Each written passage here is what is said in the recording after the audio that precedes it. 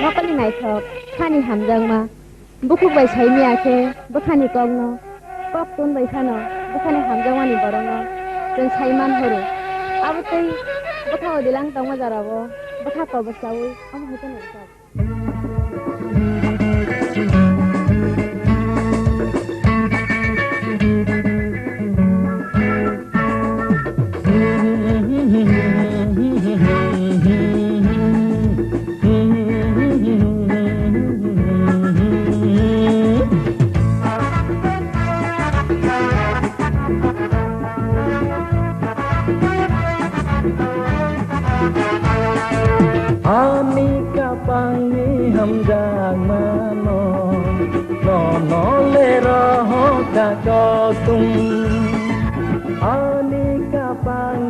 Hamjang mano no le raho ka ko tum ni kao sadak patadaya ni kao sadak patadaya ado te waisha ko tum roho pibi gadadi ano te waisha ko tum piro pi dadadi oh ani kapangi hamjag mano no le raho ka tum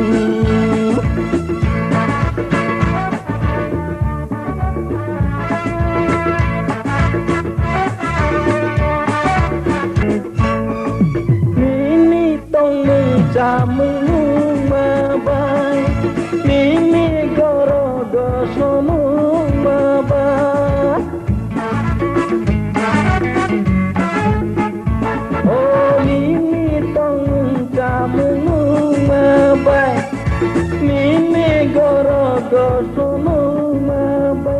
Anika pale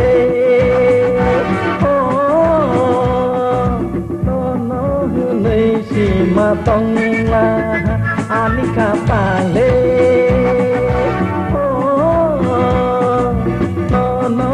nei si ma tong la oh Anika pale ham jang no le ro ka ko Anika pangi hamjang mano no le raho ka ko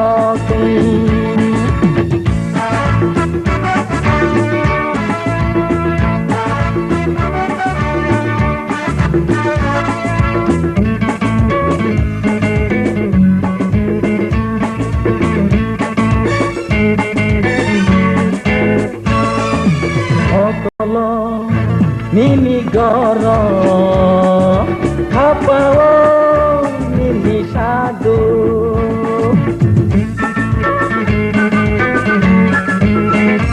oh mokolo mimi goro kapawo mimi sadu ahai kilai amikano ahai kilai Anikano oh berpacar de Anika pangi hamjang no le raho ka ko oh Anika pangi hamjang no le raho ka ko